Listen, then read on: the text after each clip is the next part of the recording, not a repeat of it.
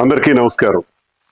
ఈ నెల 22వ తారీఖున వైఎస్ఆర్ కాంగ్రెస్ పార్టీ నన్ను సస్పెండ్ చేసినట్టు విడుదలైనటువంటి ఆ ప్రకటనకు ప్రతిస్పందిస్తూ నా అభిప్రాయం తెలియజేయాల్సినటువంటి అవసరం ఉంది కనుక ఈ వీడియో ద్వారా ప్రజలందరికీ కూడా తెలియజేస్తున్నాను. వైఎస్ఆర్ కాంగ్రెస్ పార్టీ గురించి మాట్లాడే ముందుగా జగన్మోహన్ రెడ్డి గారు నాకు ఈ స్థాయిని, ఈ గౌరవాన్ని, ఈ హోదాను ఇచ్చినటువంటి జగన్మోహన్ రెడ్డి గారికి నా ధన్యవాదాలు నేను తెలియజేస్తున్నాను. మరి ఈరోజు పార్టీ కోసం చాలా కష్టపడి పనిచేశాను, గొంతై మాట్లాడాను, గట్టిగా ప్రతిపక్షాల మీద విరుచుకుపడ్డాను. ఎంతో కష్టపడి పనిచేసినటువంటి నాకు అకారణంగా వ్యక్తిగత కారణాలు అన్నటువంటి కారణంతో నాకు సస్పెండ్ చేశారని తెలిసింది. అయితే ఇందుకు నేను పార్టీ నాకు అందించినటువంటి సహకారం, రాజశేఖర్ రెడ్డి గారితో అడుగులు వేసిన నేను, జగన్మోహన్ రెడ్డి గారితో నడుస్తున్న నేను, నా హృదయంలో జగన్మోహన్ రెడ్డి గారు ఇప్పుడు కూడా చిరస్మరణీయం.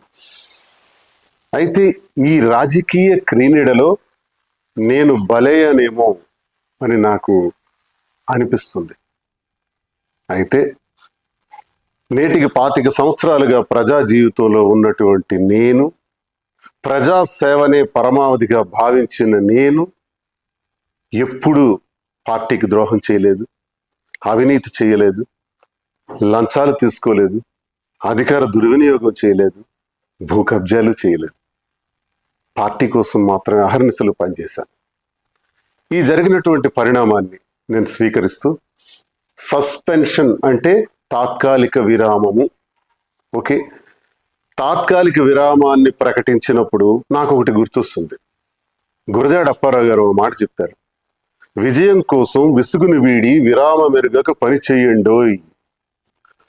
పని చేస్తాను, కష్టపడి పని చేస్తాను, స్వతంత్రుడిగా, తటస్థునిగా, నా ప్రజల కోసం, నాకు నమ్ముకున్న గ్రామాల కోసం, నా పైన ఆధారపడి ఉన్నటువంటి కార్యకర్తల కోసం, అభిమానుల కోసం నిరంతరం మరింత రెట్టింపు ఉత్సాహంతో పనిచేస్తానని, ఎవ్వరూ ఆందోళన చెందవలసిన అవసరం లేదని, నా అభిమానులందరూ కూడా ధైర్యంగా ఉండాలని, గ్రామాన మళ్ళీ తిరుగుతాను, ప్రతి ఇంటికి ఈ దువ్వాడ శ్రీనివాస్ వస్తాడు, ప్రజలతో నేరుగా సంబంధాలు ఉన్నటువంటి నేను ఏ ఒక్కరిని విడిచిపెట్టేది లేదని, కష్టపడి పనిచేస్తానని, అన్నింటికీ కాలమే తీర్పు చెబుతుందని నమ్మిన నేను, మరి ప్రజలందరికీ ఇంతవరకు నాకు ఈ గౌరవాన్ని ఇచ్చినటువంటి ప్రజల్ని నేను ఎప్పుడు మర్చిపోలేను. ముఖ్యంగా టెక్కలి నియోజకవర్గ ప్రజలు,